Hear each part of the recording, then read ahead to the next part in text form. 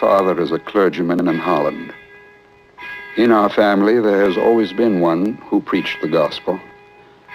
It is my fervent desire that the spirit of my father and grandfather may rest upon me. This is he, Vincent van Gogh, 18 now, but soon at 23, desperate to be a preacher.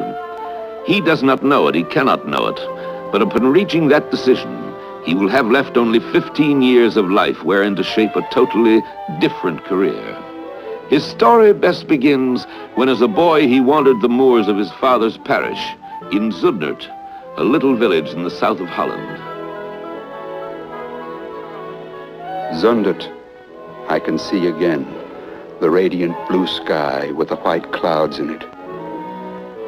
Every path, the views of the fields outside, the church,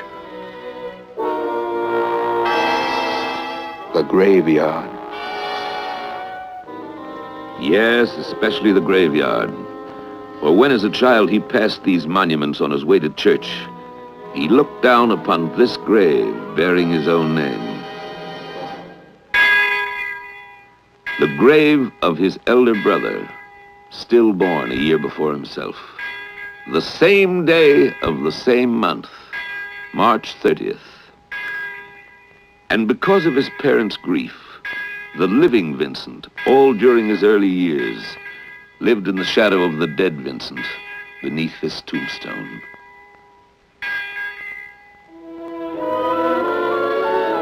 It was here in England, as a young man in pursuit of the love of God, that Vincent, at Ilsworth up the Thames, took his place in this church. And as he ecstatically wrote his brother Theo, Theo, your brother preached for the first time last Sunday. Let us not forget that we are strangers on earth, but we have a God and Father who preserveth strangers, and that we are all brothers. Amen. When I was standing in the pulpit, Theo, I felt like somebody who, emerging from a dark cave underground, comes back to the friendly daylight. In December of 1878, after a 3-month course at a school for evangelists in Belgium, Vincent set out along this road to the coal mining district of the Borinage on probation as a lay minister. From this point on, Vincent's letters among the most remarkable in history. His letters to the one person on earth to whom he felt close, his younger brother Theo, who was commencing a career as an art dealer in Paris. These letters are Vincent's only bridge with life as normal men knew it.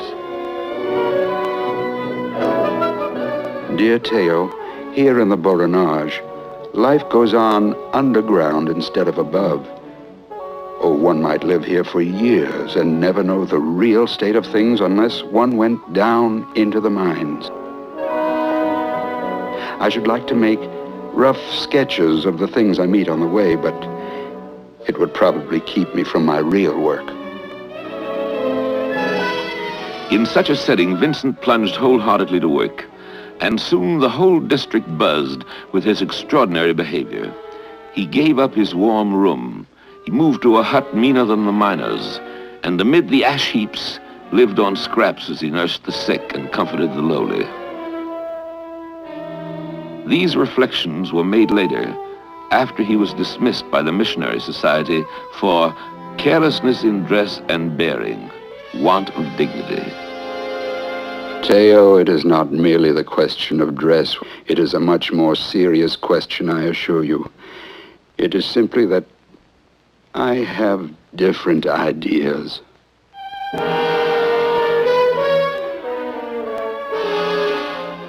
It is here to the village of Queen that Vincent finally came after his dismissal. I am not made of stone or iron, like a hydrant or a lamppost, to improve my life. Don't you think I'm eager to? But I'm more afraid of remedies. Your advice to become an engraver of visiting cards or a bookkeeper or carpenter's apprentice. Perhaps it is only a terrible nightmare. With or without our permission, the wind turns and we have a thaw.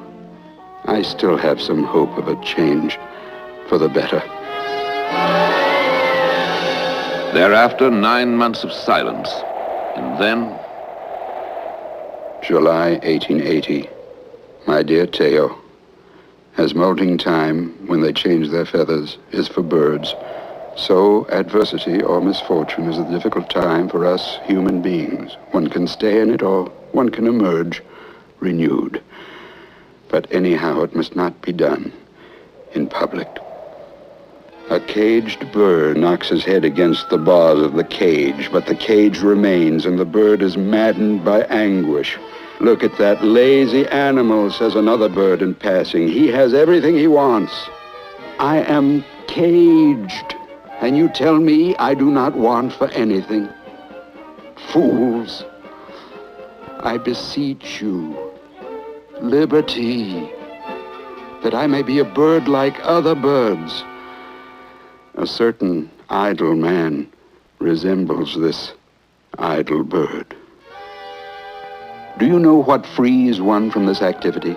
It is every deep, serious affection, being friends, being brothers. Love, that is what opens the prison door. But I must continue on the path I have taken now. In deep misery, I said to myself, I will take up my pencil and I will go on with my drawing. From that moment, everything seemed transformed for me. Thereafter, the two brothers were as one single human being.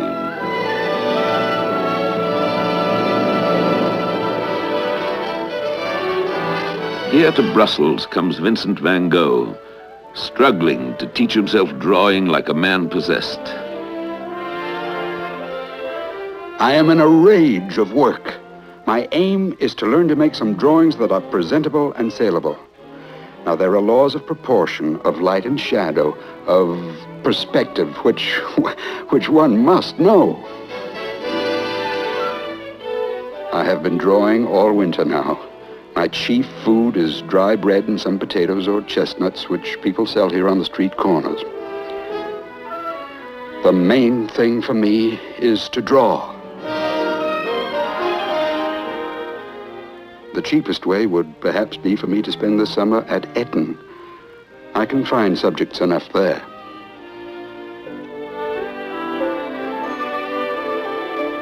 And so in the spring of 1881, Vincent arrives at Eton, his family's new home, his father's new church.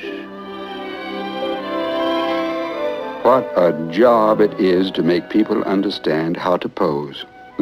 They only want to pose in their Sunday best. I have learned to measure and to seek for broad lines. What seemed impossible before is gradually becoming possible now. Dear Theo, there is something I must tell you. A deep love has grown in my heart for Kay. This is his cousin Kay, a widow and her child, who visited his family that summer. Kay, who replied to his proposal of marriage, no, never, never. I look upon that no, never, never as a block of ice which I press to my heart to thaw. And though he pursued her to her home in Amsterdam, asking to speak to her only as long as he could hold his hand in the flame of an oil lamp, and so doing until he faints from pain, all was to no avail. Convinced at last, resigned, Vincent leaves for The Hague to study with his noted painter cousin, Mauve. And there... Theo, I found a woman. Not young, not beautiful. She doesn't have a lady's hands like Kay. A pregnant woman who had to walk the streets in winter to earn her bread. You understand how. I took this woman for a model. So far, I've been able to protect her and her child from hunger and cold. I cannot, I may not, I will not live without love. I am a man, and a man with passions. I must have a woman. Here in The Hague, Vincent struggles on, living with and drawing the girl he called Scene, his own. Today I mail you a drawing to show my gratitude for all you have done for me. In my opinion, it is the best figure I have drawn yet. I want to do drawings that touch people, so that people will say of my work, he feels deeply, he feels tenderly. What am I in people's eyes? A nonentity or an eccentric and disagreeable man? Somebody who has no position in society, the lowest of the low. I want my work to show what is in the heart of such an eccentric, of such a nobody. This is my ambition. And it was here that color came into the life of him who was to become one of the greatest colorists of all time. Theo, just think, I have been struggling for years, and now comes a dawn of real light. Theo, I sit down with a whiteboard before the spot that strikes me. I say to myself that that whiteboard must become something. I find that nature has spoken to me.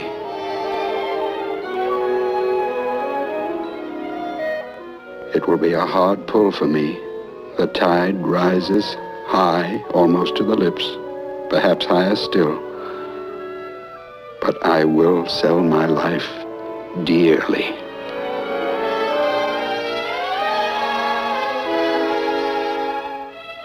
I have been in bed 3 days with headache and toothache. Well, my youth is gone. After all, there are much better things, but sometimes, like now, it is hell. I should be very pleased if you had in your wardrobe a discarded coat or a pair of trousers to fit me. Theo, you know what difficulties I had with the woman when I wrote you last. Her family tried to draw her from me. My spirits are low. I have no real friend but you. You must try to come soon, brother.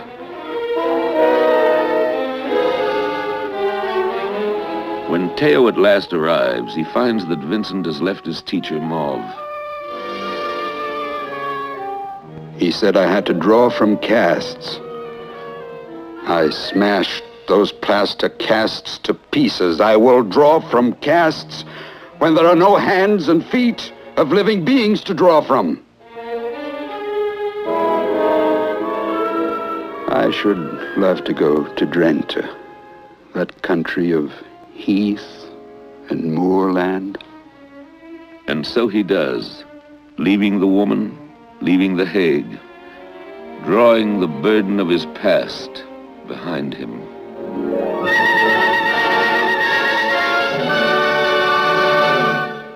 Vincent van Gogh, after months of wandering, returns to his only possible refuge, the home of his parents, now here in Noonan. Theo, I feel that father and mother feel the same dread of taking me in the house as they would about taking a big, rough dog. He'll be in everybody's way, and he barks so loud. I stopped quarreling with father long ago. He clings to a system all built on convention. I'm all the sadder because his gray hairs make it clear to me that perhaps we have not so much time left for reconciliation. Settling down in this laundry room behind the house, Vincent begins with painting the first things that meet his eye. The landscape, the house, the garden. When his mother fractures her leg, he nurses her, coming closer to his family than he has been in years. And since she's unable to attend the church in which Vincent's father preaches. He reports, The other day I painted for her the little church and the trees like this. a stranger to all about him, Vincent plods the countryside with his canvas and paints, entering the homes of the weavers. I, for my part, prefer to be with people who do not know the world. For instance, the weavers. As he works, he makes a pact with Teo. Dear Teo, in order to have some answer when those leading ordinary lives accuse me of being without any source of income, I want to consider the money I receive from you as money I have earned. I will send you my work every month. The work will be your property then. You have every right to do anything with it, even tear it to pieces. This week, I intend to start a composition of peasants around a dish of potatoes. It may succeed or not, but I'm going to begin the studies for the various figures. This is what the composition looks like.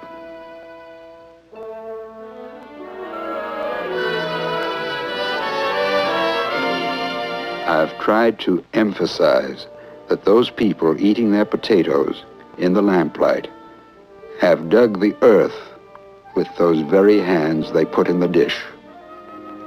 The color they are painted in is like the color of a very dusty potato.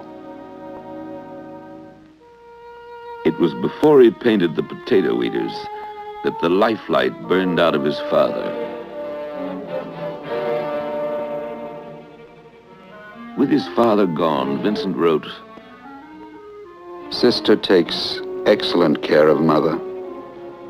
It is freezing hard and working outdoors is impossible. So the sooner I can leave, the better. This plaque marks the abiding place in Antwerp of Vincent van Gogh when he left his native land, never again to return. He paints women of the streets in the manner of Rubens. She is a girl from a café chantant and said something very characteristic. As for me, she said, champagne does not cheer me up. It makes me quite sad. He's accepted as a student at the Free Art Academy, persisting even though demoted to a beginner's class, as the records still show. He pushes himself once again to exhaustion and a starvation level. I live without money for dinner. When I receive the money, my greatest appetite is not for food, though I have fasted, but for models. I am at the end of my rope. All my money is gone. Send anything, for I have absolutely nothing left. My time here has almost come to an end.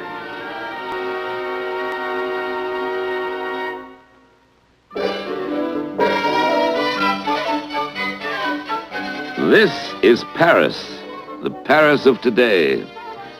It's the same Paris to which Vincent van Gogh came unannounced in March of 1886, 33 years old and less than 5 to go. Do not be cross with me for having come all at once like this. I have thought about it so much. Shall be in the Louvre from midday on. And so to the Louvre's Salle Carré, Teo hastens, finding Vincent moving in awe amongst the famous paintings that hang there.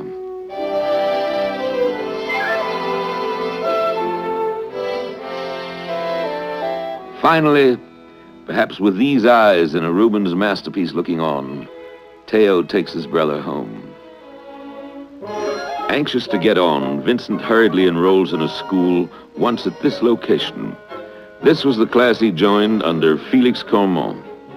There he met Toulouse-Lautrec, who became his friend, and Émile Bernard. He labors diligently for a while on works such as these, but growing impatient with classroom studies, turns instead to life about him in his neighborhood of the Montmartre, and everywhere sees a picture. The Boulevard de Clichy, the view of Paris, the Moulin de la Galette. Here on the Rue Clausel, old Tanguy, the paint seller, lets him exhibit his pictures in his store.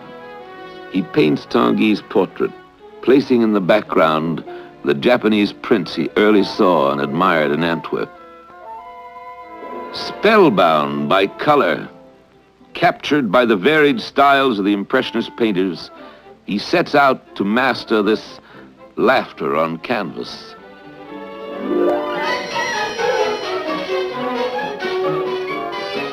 I'm seeking to harmonize brutal extremes, trying to render intense color in order to get used to a scale of colors other than gray. His worn boots carry him to the suburbs of Paris, where time and again his vision changed commonplace reality into something quite different.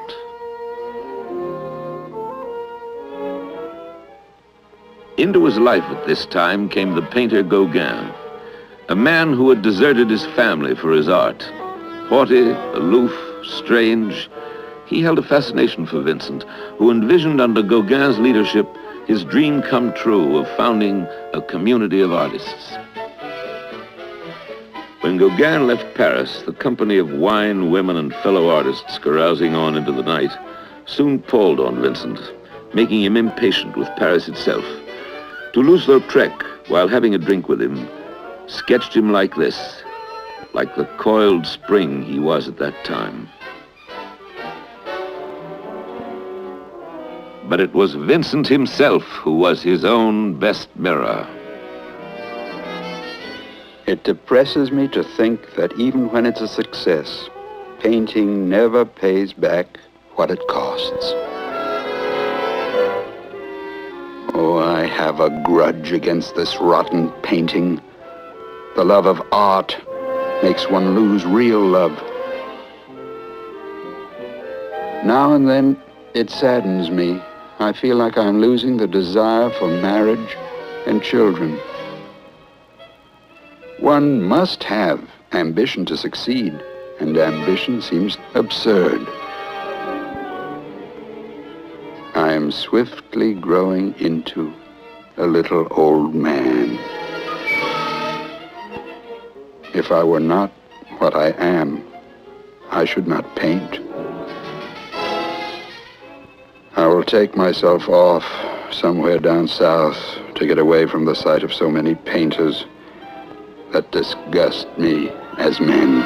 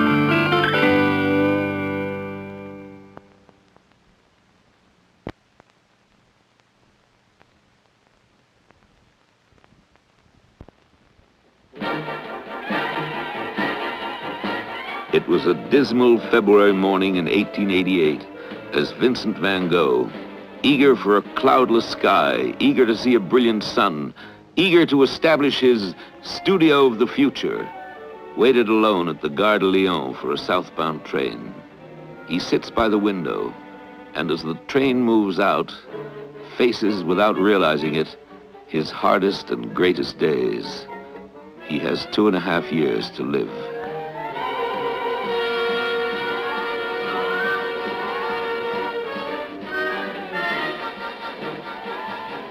I always remember the emotions which the trip from Paris to Arles evoked. How I kept watching to see if I had already reached Japan. Childish, isn't it?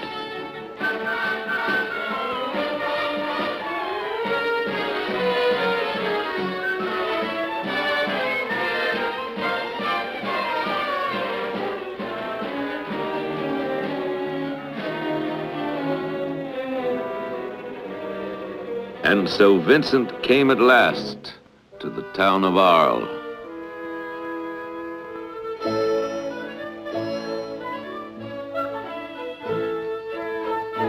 Once settled, not far from town over a canal of the Rhone, a bridge reminds him of his native Holland.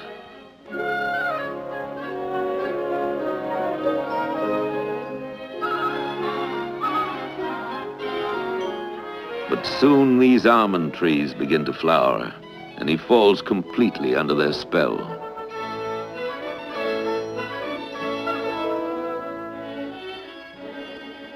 I'm using up a tremendous lot of colors and canvases. My brush stroke has no system at all.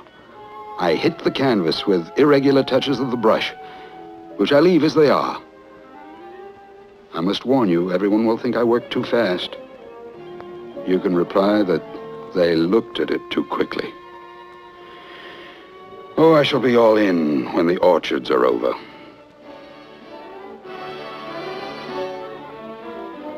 Often, while all in, he would return to his cafe and sit outside over a cup of coffee, and sometimes see a face he liked sitting close by and get its owner to exchange the cafe chair for this one in his studio, recently found again.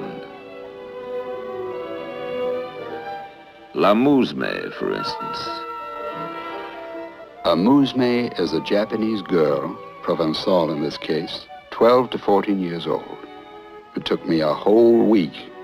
That makes 2 portraits, her and the Zouave, a boy with a small face, a bull neck, and the eye of a tiger. And he painted still another Zouave, one who became a good friend of his, Second Lieutenant Millier. I give him drawing lessons, and he is beginning to make drawings. By God, I've seen worse. Together they walked the countryside, climbed the stony crags of Montmajour. Not only climbed, but sketched them.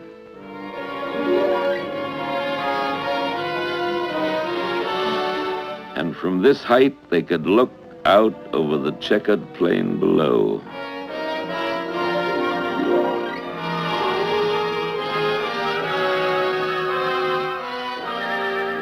The fascination these huge plains have for me is very strong. The flat landscape is as infinite as the sea.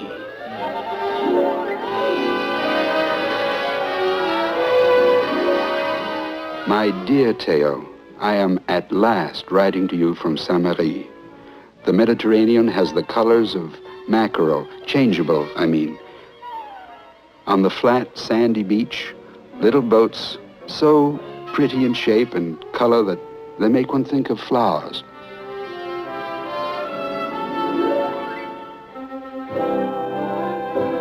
Back in Arles, among postmen such as this, Vincent made a real friend, Postman Roulin.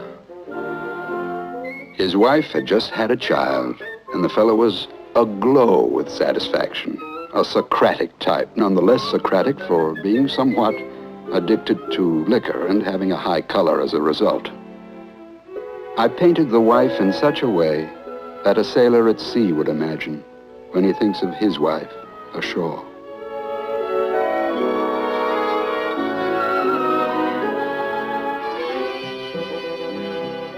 He never forgot his dream of a community of artists and of the man to head it.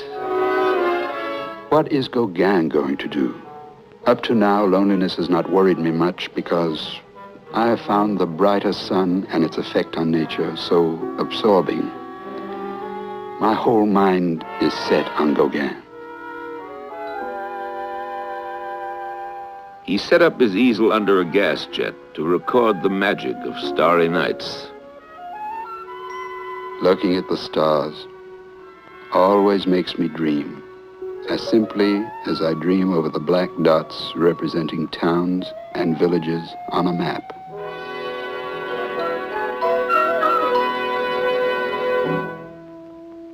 Stand for a moment, if you will, here in the Place de Forum of Arles today. You're looking at the place where Van Gogh's home stood until it was obliterated by a bomb in World War II. This is how it looked then. I have just rented a 4-room house here in Arles. I want to make it really an artist's house. The house on the left is pink with green shutters. That is the restaurant where I go for dinner every day. Suddenly, unexpectedly, Theo sells a painting of Gauguin's, making it possible for him to come. Now that I hope to live with Gauguin in a studio of our own, I am painting with the enthusiasm of a Marseillais eating bouillabaisse. Big sunflowers for decoration. I want nothing but big flowers. I have also done a canvas of my bedroom. I wanted to express an absolute restfulness, looking at the picture or to rest the brain. My portrait, which I am sending to Gauguin, is all ash-colored. I've tried to convey not only myself, but an impressionist in general. A simple bronze worshipping the eternal Buddha. Only I have made the eyes slightly slanting, like the Japanese. Oh, my whole mind is set on Gauguin now. Early in the morning of the 20th of October, 1888, Paul Gauguin rapped on the door of the Yellow House. Vincent wired his brother, Gauguin has arrived in good health.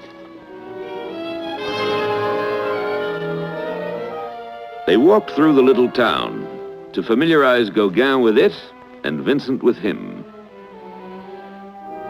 He is very interesting as a man. I'm sure we'll do loads of things. Gauguin and I are going to have our dinner at home today. I must tell you, he knows how to cook perfectly. In time, they paused here to paint Les Alicants.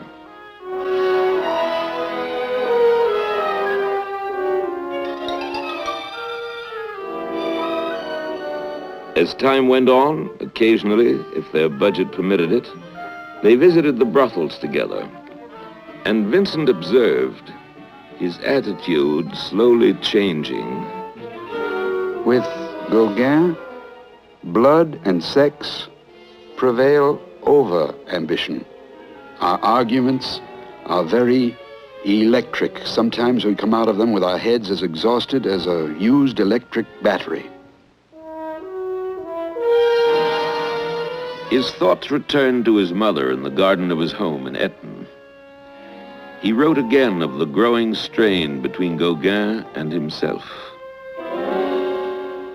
I think myself that Gauguin is a little out of sorts with the good town of Arles, the little yellow house, and especially with me. As Vincent awaited Gauguin's decision to stay or to leave destroying all he dreamt of, Gauguin painted him at work. Vincent's curious comment. It is certainly I, but I gone mad. He in turn painted the chairs they used. His, Gauguin's, admitting later the foreboding in his heart. His empty place. Thus, what seemed bound to happen happened Christmas Eve on a dark street like this. According to Gauguin's memoirs written 15 years later. While on a stroll after dinner, he heard a step behind and turned to discover Vincent about to leap upon him with an open razor. Withering him with a word and a look, he sent Vincent on home and himself thought it best to stay that night in a hotel. Vincent, it is said, alone, assailed by hallucinations, cut off the lobe of his ear. And then, as the local newspaper reported it next day, last Sunday night at 11:30, a painter named Vincent van Gogh, a native of Holland, appeared at number 1, asked for a girl named Rachel, and handed her his ear with these words, "Keep this object carefully." The police, informed of these happenings, attributed them to an unfortunate maniac. Next morning, in the bedroom he painted to symbolize peacefulness, Gauguin and the police found Vincent, almost dead from loss of blood. Gauguin left word that he had departed for Paris, and while they took Vincent to the hospital, telegraphed Theo to come at once to the Yellow House.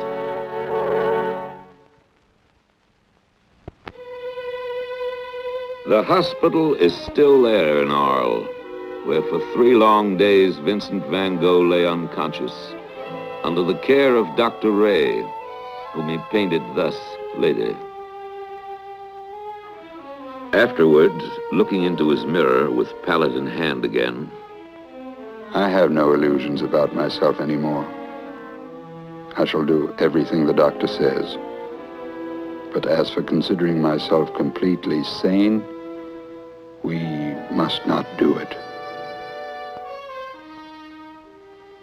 he was taken back to the hospital again, and ultimately, upon a petition of his neighbors, confined to this cell.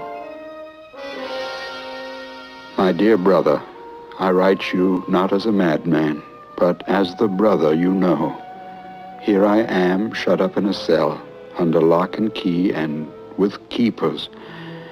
What a staggering blow to find so many people cowardly enough to join against one man, and that man ill. Realizing his inability to look after himself any longer, he voluntarily seeks admission to a sanitarium at nearby Saint-Rémy and is accepted. This is Saint-Rémy. Saint-Rémy, whose nuns accepted Vincent as a strange patient. I think I have done well to come here. What matters is that one should learn to want to go on living. I have a little room. Through the iron-barred window, I see a square field of wheat in an enclosure, above which I see the morning sun rise in all its glory. The poor souls here do absolutely nothing, not a book, nothing to distract them. If someone has an attack, the others look after him. I take the baths twice a week now, stay in for 2 hours. After a month, Vincent was permitted to work beyond the garden of the asylum, a guard accompanying him. The cypresses are always occupying my thoughts. It astonishes me that they have not been done as I see them.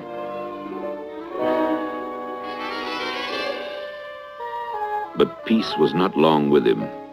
One day, on a trip to paint a nearby quarry, after securing his easel amid the rocks to support it against the wind, as he began to work on his painting, A new attack came on me in the fields while I was painting. But I finished in spite of it. it was a long, tortured way from the quarry to his cell. For 6 weeks, Vincent did not dare leave the room. He painted what he could see from his window. I see in this reaper the image of death, in the sense that humanity might be the wheat he is reaping. Do you know what I think? It is the same with people as with wheat. In the end, you are ground between millstones to become bread. Then again, suddenly, unexpectedly, We can do nothing. Now I almost give up all hope, abandon it altogether. But the days of blackout give way before the spring to a kind of tranquility.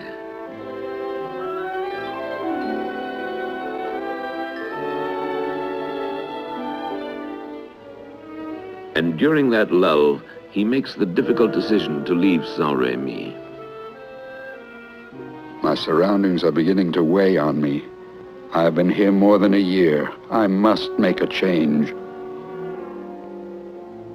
He rejects firmly the suggestion that he be accompanied.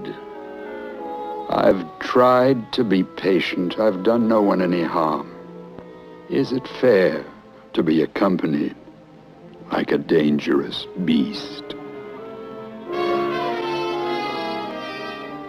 In his office, the director of the hospital closes his records on Vincent van Gogh. May 16th, 1890. The patient has had several attacks during his stay. He was subjected to frightful terrors and tried several times to poison himself. In between, the patient was quiet and devoted to his painting. Today, he is asking for his release. Observations: cured. Vincent van Gogh has 2.5 months to live. And so he comes to the last summer of his life. Here in Auvers, not far from Paris, placed by Theo under the friendly eye of Dr. Paul Ferdinand Gachet, an amateur artist. I have seen Dr. Gachet, who gives me the impression of being rather eccentric. He certainly seems to be suffering at least as seriously as I. He piloted me to an inn where they ask 6 francs a day. All by myself, I found one where I shall pay 3.50 a day. Auvers is beautiful. Dr. Gachet says I must work boldly on and not think of what went wrong with me.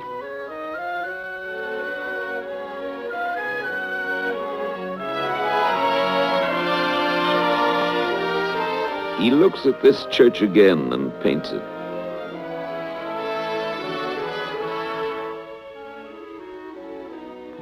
He poses the 16-year-old daughter of his innkeeper, Ravou, who, discovered still living today in Dieppe, once again took the pose she took for him 70 years ago.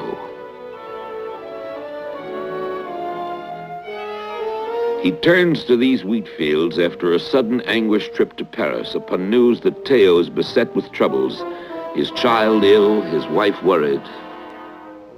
In these vast fields of wheat under troubled skies, I did not need to go out of my way to express sadness and extreme loneliness. They will tell you what I cannot say in words.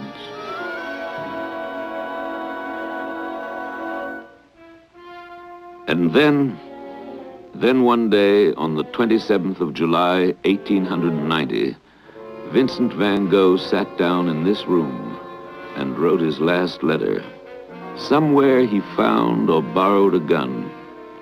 Rising, he left Ravou's cafe. Walking through the Sunday empty streets of Auvers, walking toward the fields he loved, walking, his unmailed last letter in his pocket.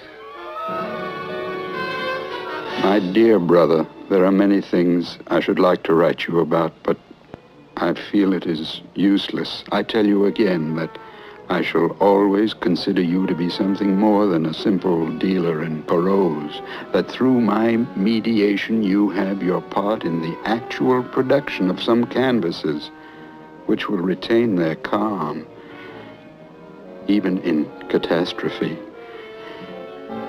Well, my own work, I am risking my life for it, and my reason has half floundered because of it. That's all right.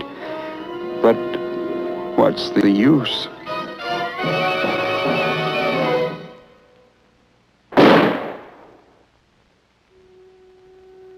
The bullet entered his body somewhere below the heart. And as the sun he so loved rushed, as if it did not wish to look upon the scene, quickly below the horizon, Painfully, he picked himself up from the ground. He placed his hands over his wound and staggered, falling time and again toward home.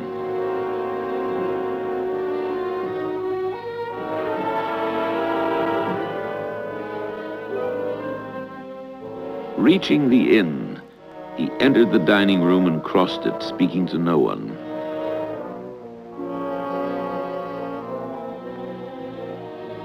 He mounted these stairs.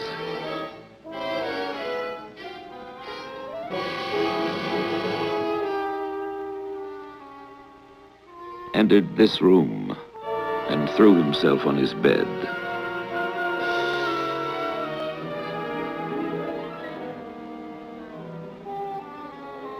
Perhaps his groans summoned the innkeeper, Ravu.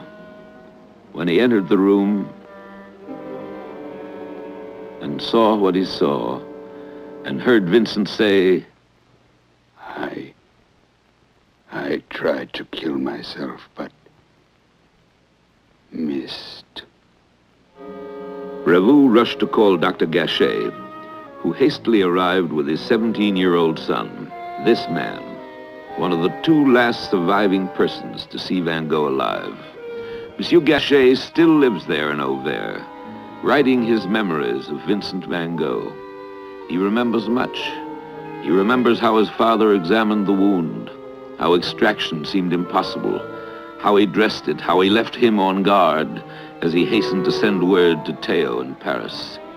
Remembers Theo next day, sobbing as he entered the room, and Vincent saying, "Do not cry. I did it for the good of everybody." Remembers how later his father made this sketch of Vincent on his deathbed.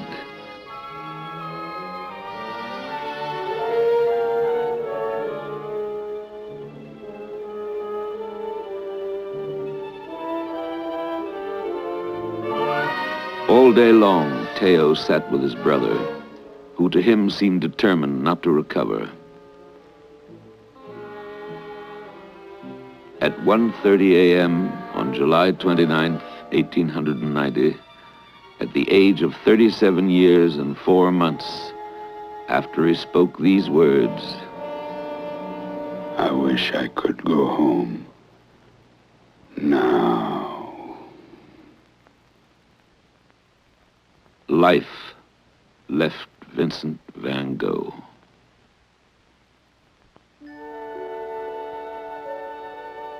Is the whole of life visible to us? Why shouldn't the shining dots of the sky be as accessible as the black dots on the map of France? Just as we take the train to get to Rouen, we take death to reach a star. Are we not entitled to hope that there may possibly be other and better conditions for painting than here on Earth?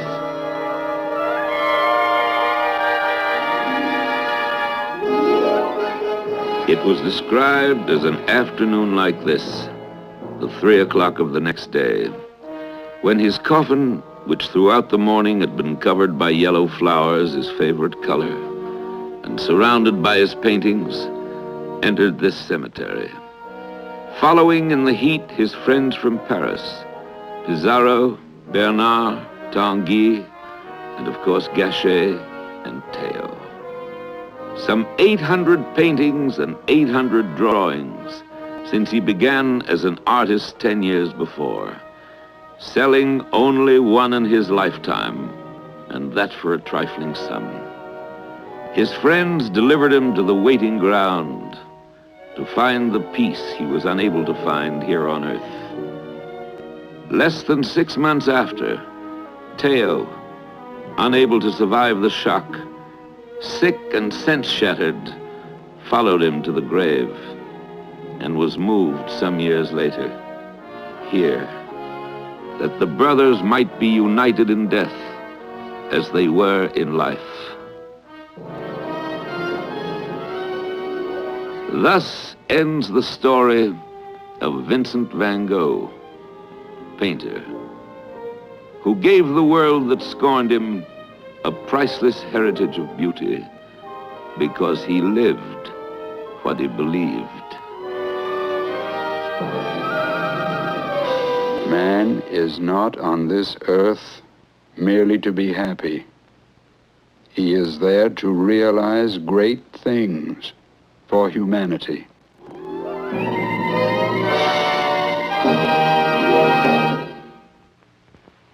Man is not on this earth merely to be happy, nor even to be simply honest. He is there to realize great things for humanity, to attain nobility, and to surmount the vulgarity in which the existence of all individuals drags on. So wrote one of the most extraordinary geniuses the centuries have ever known, Vincent van Gogh, whose eyes gave humanity a new vision of the world. On this, the 80th anniversary of his first paintings, thanks to the cooperation of his nephew and individuals and museums throughout Europe and America, NBC News, having retraced the fabric of Van Gogh's life on the scene in Holland, England, Belgium, and France, now in Van Gogh's own words, and through his drawings and canvases filmed from the originals, many of them for the first time in color, is enabled to bring you his inspiring self-portraits.